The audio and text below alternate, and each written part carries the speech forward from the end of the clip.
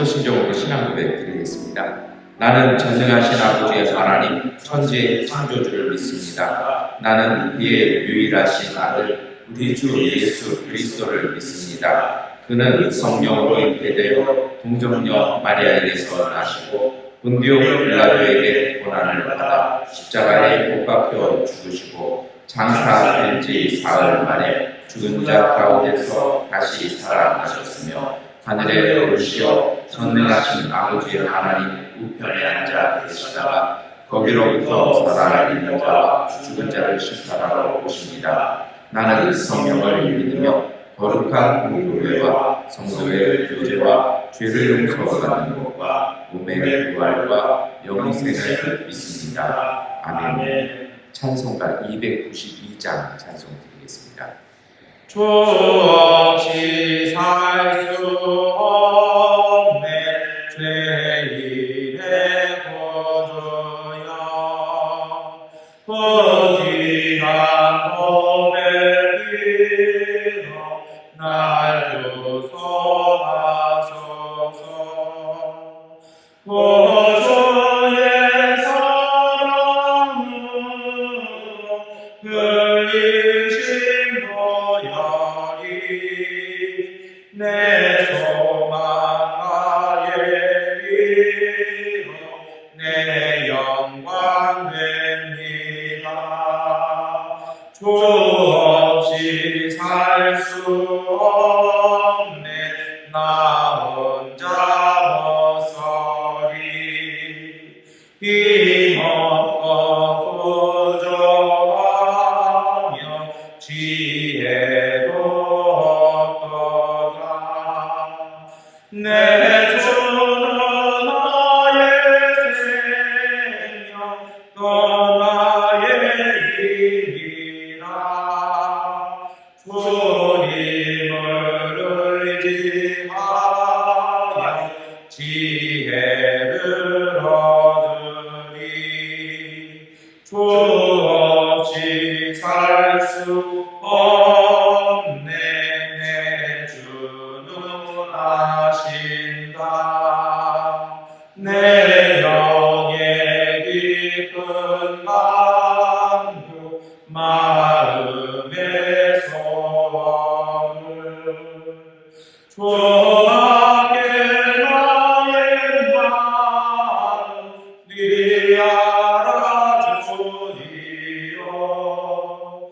내 마음 위로하사 평온케 하시네.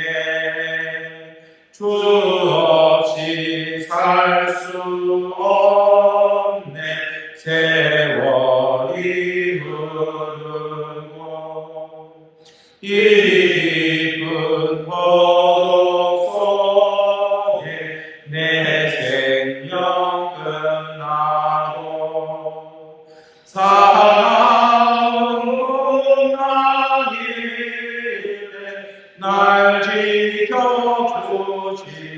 지켜주시니 내 곁에 계신 주님 늘 힘이 됩니다. 아멘. 요한복음 11장 45절부터 57절까지의 말씀 세 번역권 성경으로 함께 읽겠습니다. 마리아에게 왔다가 예수께서 하신 일을 본 유대 사람들 가운데서 많은 사람이 예수를 믿게 되었다. 그러나 그 가운데 몇몇 사람은 바리새파 사람들에게 가서 예수가 하신 일을 그들에게 알렸다. 그래서 대제사장들과 바리새파 사람들은 공의회를 소집하여 말하였다. 이 사람이 터짐을 많이 하고 있으니 어떻게 하면 좋겠습니까? 이 사람을 그대로 두면 모두 그를 믿게 될 것이요. 그렇게 되면 로마 사람들이 와서 우리 땅과 민족을 약탈할 것입니다. 그 가운데 한 사람으로서 그 해의 대제사장인 가야바가 그들에게 말하였다. 당신들은 아무것도 모르고 한 사람이 백성을 위하여 죽어서 민족 전체가 망하지 않는 것이 당신들에게 유익하다는 것을 생각하지 못하고 있어. 이 말은 가야바가 자기 생각으로 한 것이 아니라 그의 대제사장으로서 예수가 민족을 위하여 주실 것을 예언한 것이니, 민족을 위할 뿐만 아니라 흩어져 있는 하나님의 자녀를 한데 모아서 하나가 되게 위하여 주실 것을 예언한 것이다. 그들은 그날로부터 예수를 죽이려고 의뢰하였다. 그래서 예수는 유대 사람들 가운데로 더 이상 드러나게 다니지 아니하시고 거기에서 떠나 광야에서 가까운 시간 에브라임이라는 마을에 가서 제자들과 함께 지내셨다. 유대 사람들의 유월절이 가까이 다가오니 많은 사람이 자기의 몸을 성결하게 하고 유월절 전에 시골에서 예루살렘으로 올라왔다.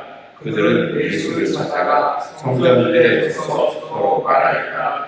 당신들은 어떻게 생각합니까? 그가 명절을 지키러 오지 않겠습니까? 대제사장들과 바리새파 사람들은 예수를 잡으려고 누구든지 그가 이곳을 알려달라는 명령을 내려주었다.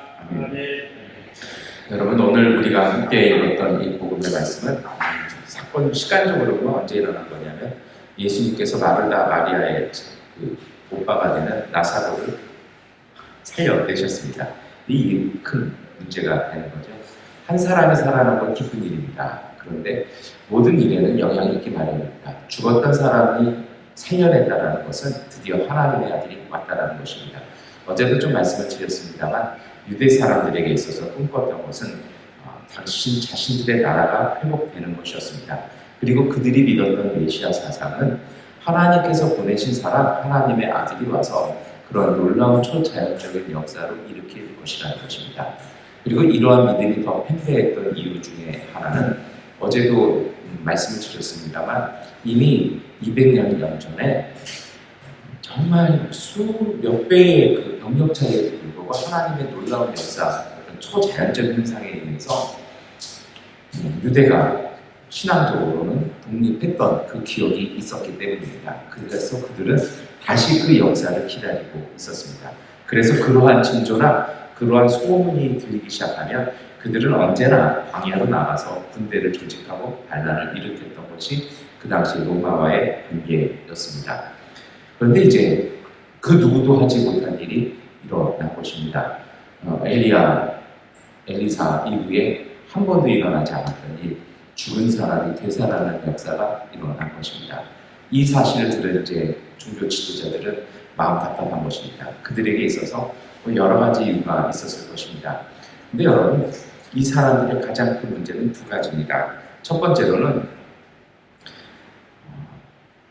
그 예수를 때문에, 그와 또 대립된 관계에 있었던 그 때문에 자신들의 입지가 굉장히 불안해졌다는 겁니다. 대제사장들과 이런 사람들이 이럴 줄 알았으면 좀 예수랑 친하게 지낼 거, 이러지 않았을까요? 왜냐하면 자신들하고 정말 대립해서 지금까지 왔는데 그 예수가 그런 일을 해낼 줄 몰랐던 거죠. 이제 자신들의 입지는 줄어들게 됩니다. 이런 걱정도 했을 겁니다. 그런데 진짜 문제는 그게 아니에요. 원래 대제사장은 한 명이어야 합니다. 중심적입니다. 근데 오늘 본문에도 보면 계속 어떻게 나와요? 대제사장들이라고 나오잖아요. 이게 왜 그러냐면 원래 한 명이어야 되는데 문제가 생겨요. 마카비 왕조의 왕 하나가 자기가 그냥 왕이면서 제사장을 하려다가 문제가 생깁니다. 그러자 로마가 이것을 바꿔버렸어요.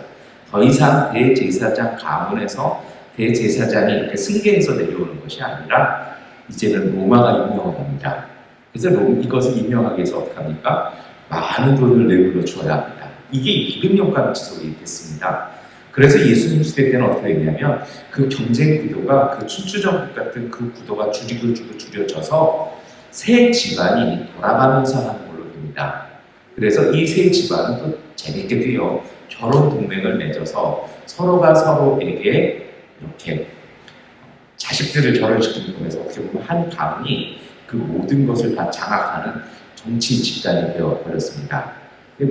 이렇게 이 사람들이요, 로마에 의해서 임명되어지고 하나의 족벌 체제를 통해서 마치 독점하고 있는 이 사람들에게 주어지는 로마의 최고의 미션이 하나 있었습니다. 그것은 무엇이냐면 유대 땅에 더 이상 종교적인 이유로 신앙적인 이유로 반란이 일어나지 않도록 그들을 막는 것입니다. 그래서 어떤 의미에서 유대가 다른 신앙으로 가는 것 이것을 좋아하지 않습니다. 왜요?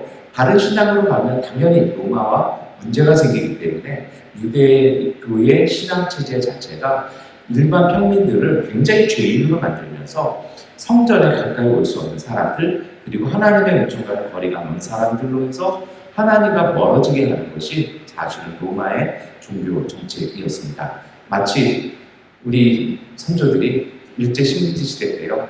기독교 있잖아요. 그런데 어떡합니까? 그것을 일본과 통합시켜버리면서 어떻게 벌어집니까?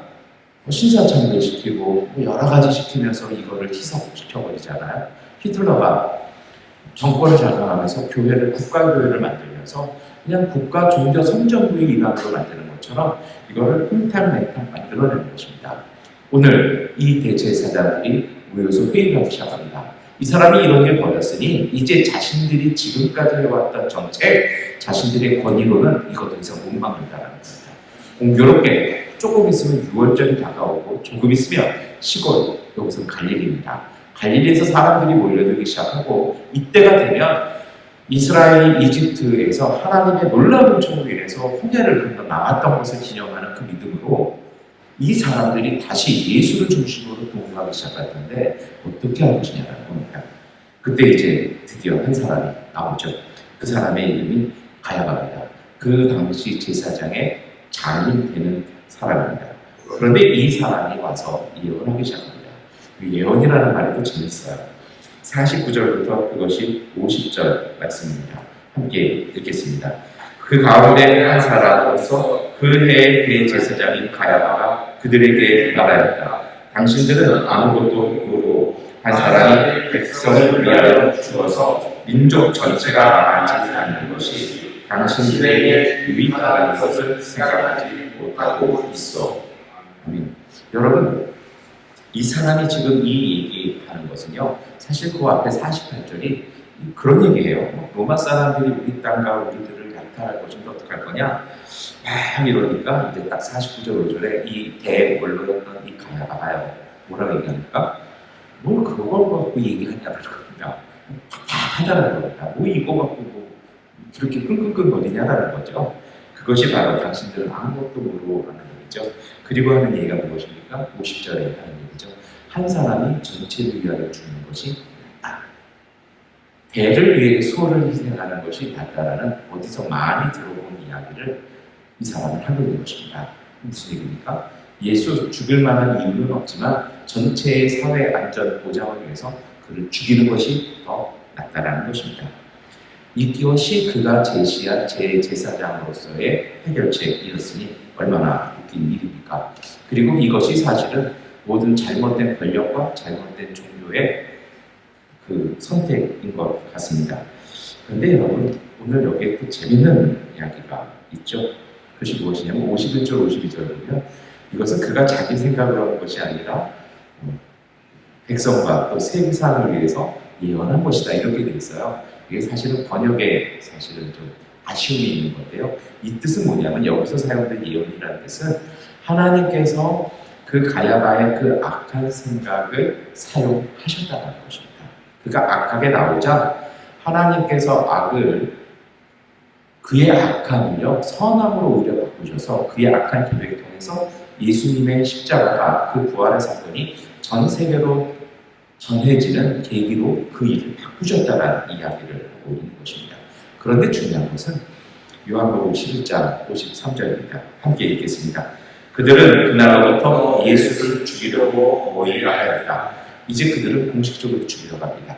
그리고 오늘 이 회의에 참가하고 있는 사람들은 제사장들, 대제사장들뿐 아니라 그 당시에 의회 기구였던 산헤드린이라는 유대의 장로들이 모인 의결 기구가 함께 있습니다. 다시 말하면 이제 유대 사회 지도부는 예수를 죽임으로 사회 안전과 자신들의 입지를 지키려고 하는 것입니다. 이것이 예수님의 죽음의 배경이었고요. 그리고 이렇게 결정하고 나서 사람들이 6월절에 몰려듭니다. 이미 예수님은 그 얘기 듣고 시골 쪽으로 피신해 있었습니다. 사람들이 6월절에 미리 올라와서 예루살렘에 올라오면요 예수님을 찾아요. 그 예수, 나 죽은 사람 살린 예수 어디 갔냐라고 얘기합니다. 어쩌면 그들 중에 몇 명은 또 베단에 가서 나사로가 진짜 살았는지 죽었는지 본 사람들도 있었을 것 같습니다. 그러나 중요한 건 그때부터 대제사장들이 죽이기로 결정하고 은신처를 이야기하라고 선포했다는 것입니다. 여러분 이것이 고난주간의 배경입니다. 근데 여러분 여기서 우리가 읽어낼 것이 있어요. 그들의 악함, 정치인들의 나쁨, 그거는 굳이 우리가 이야기하지 않아도 다들 얘기하는 것이죠. 오늘 우리가 묵상하고 기도해야 될 것은 무엇일까요? 이 사람들 왜 이랬을 거냐는 겁니다. 이 사람들 그래도 제사장이고 신앙이고요. 유대 사회를 대표하는 지성이고 양심이고 신앙이잖아요. 왜 이랬을까요? 뭐가 문제였을까요? 저는 그건 두려움이었을 거라고 생각합니다. 이 사람 때문에 이 사회가 흔들린다면 정말 로마 체제하에서 안간힘 써가면서 이 체제를 지켜나가고 있는데 나름대로 유지하고 있는데 이게 무너지면 어떻게 될 것이냐는 그 두려움, 그 불안함, 미래에 대한 어둠, 이것이 그들의 어두운 마음을 통해서요 나쁜 결과, 나쁜 선택을 통해서 나온 것 같습니다. 오늘 이들을 비난하기 전에 오늘 우리도 다시 생각해 봐야 합니다. 오늘 우리가 이 자리에 간다라면, 이 입장이라면 우리는 어떤 결과를 냈어야 할까요? 참 묘한 것이 있지 않습니까? 산헤드린 의원이었던 사람이 요한복음 앞에는 예수님을 찾아오잖아요. 묻잖아요. 이 회의에는요 아무도 이야기하지 않아요. 심지어 예수님을 장사 지내려고 자신의 무덤을 내어주었던 아리마대 사람 요셉이 있었습니다. 이 사람 예수님의 시신을 공식적으로 찾아다가요 장사 지내주었던 사람입니다. 이 사람도 의원이었을 것이라고 봅니다. 근데 이 회의에서 아무도 이야기하지 않습니다. 그냥 그저 장례만 치러줄 뿐이었습니다. 왜 그랬을까요? 그것은 불안함과 두려움이었을 것입니다. 그리고 그 불안함, 두려움 속에서 그들을 그렇게 선택할 수밖에 없었을 것입니다. 이제 오늘 우리 어떨까요? 꼭 이 입장, 이 자리가 아니더라도 오늘 우리도요 살아가면서 여러 가지 일들을 만나고 여러 가지 우리가 예상하는 그리고 우리가 경험적으로 느껴지는 불안하고 그리고 뭔가가 이상하게 잘못되고 뭔지 몰라도 만나기 싫고 회피하고 싶은 일들이 오늘 우리 앞에 다가올 것입니다. 소위 말해서 걱정이고 고민입니다. 그런데 여러분 그것을 기억했으면 좋겠습니다. 그러한 결정을 내렸던 건요. 그들이 마음에 하나님이 없었습니다. 무슨 얘기냐면요. 그들은 대사장이었고 신앙인이었고 장로들이었지만 정말 하나님이 없었어요. 그들의 시선은요. 삶의 어둠만을 지켜볼 뿐입니다. 마음이 어두우니 사실은 어둠밖에 못 보겠죠. 정말 다른 자세는 무엇일까요? 저는 그것이 고린도전서 4장 5절의 말씀이라고 생각합니다. 그러므로 여러분은 주님께서 오실 때까지는 아무것도 미리 심판하지 마십시오. 주님께서는 어둠 속에 감추인 것들을 많이 나타내시며 마음속의 생각을 드러내실 것입니다. 그때 사람마다 하나님으로부터 칭찬을 받을 것입니다. 여러분, 진짜 믿음, 예수를 구주로 모시는 신앙은요, 성령과 동행하는 그 믿음은요, 그 역사는요, 그 은사는 불안한 상황, 내일이 보이지 않은 답답함, 도망가고 싶고 주저하고 싶은 그 마음 속에서 상황을 보고 예상하고 그 어둠을 미리 땡겨서 생각하고 현실로 바꿔내는 것이 아니라 그 속에서 하나님 앞에 집중하는 것입니다. 이 일을 통해서 하나님께서 어떻게 그 일들을 이루어 나가실지를 집중하는 것입니다. 오늘 우리가 한국어로 좀 이해하게 되는 말씀이요. 가야바가 예언을 했다는 것이요. 말씀드렸잖아요. 하나님께서 그의 악한 생각을 사용하신 것입니다. 가야바의 악한 생각도 사용하시는 하나님께서 오늘 우리의 불안, 두려움, 그리고 때로는 도망가고 싶은 그 마음들, 그런 현실 속에서 하나님께서 우리를 어떻게 이루어 가실지를 그것을 믿고 하나님을 바라보는 것이요. 그 믿음이 오늘 우리에게 필요합니다. 그 믿음에 놀라운 점이 있죠. 멀리서 보면 두려웠는데요. 정말 무서웠는데요. 포기하고 싶었는데 이상하게 가까이 가보고 가다듬고 가만히 하나님 안에서 바라보니 전혀 생각하지 못했던 생각들, 그리고 내가 너무 그림자 보고 크게 본 거 아닌가라는 깨달음들이 마음속에서 많이 드러나기 시작한다는 것입니다. 저는 이것이 성령의 은총이라고 생각합니다. 성령은 오늘 우리를 부자로 만드시지 않습니다. 성령께서는 우리를 소망하는 사람, 희망하는 사람으로 만들어 내십니다. 그래서 베드로후서 6장 19절에 또 우리에게는 더 확실한 예언의 말씀이 있습니다. 여러분의 마음속에서 날이 새고 샛별이 떠오를 때까지 여러분은 어둠 속에서 비치는 등불을 대하듯이 이 예언의 말씀에 주의를 기울이는 것이 좋습니다. 정말 베드로가 기가 막힌 말을 전하지 않습니까? 날이 새고 샛별이 떠오를 때까지 어둠 속에서 비치는 등불을 대하듯이, 그 캄캄한 현실 속에서 하나님의 빛을 찾으며 그 빛을 기다리는 사람들, 저는 그것이 어둠 속에서 예수님의 돌문을 열어가는 여인의 마음들이고요. 이 마음들이 이 산해드린 사람들, 대제사장들의 그 악한 마음과 악한 결정과 반대의 자리라고 생각을 합니다. 이제 말씀을 마치겠습니다. 여러분, 오늘 우리의 삶 속에 정말 불안하고 두려운 현실들이 많죠. 피곤하기도 합니다. 그런데 여러분, 어둠의 마음과 몸을 맡기는 것이 아니라 밝음을 찾고 정말 샛별이 떠오르는 것처럼 어둠에서 등불을 대하듯이 하나님의 빛을 더욱 가까이 하는 통해서 하나님의 빛으로 세상을 바르게 비춰나가시기를 축원합니다. 시편 31편 13절 16절은 이렇게 기도합니다. 많은 사람이 나를 비난하는 소리가 들려옵니다. 사방에서 협박하는 소리도 들립니다. 나를 대적하는 사람들이 함께 모여 내 생명을 빼앗으려고 음모를 꾸밉니다.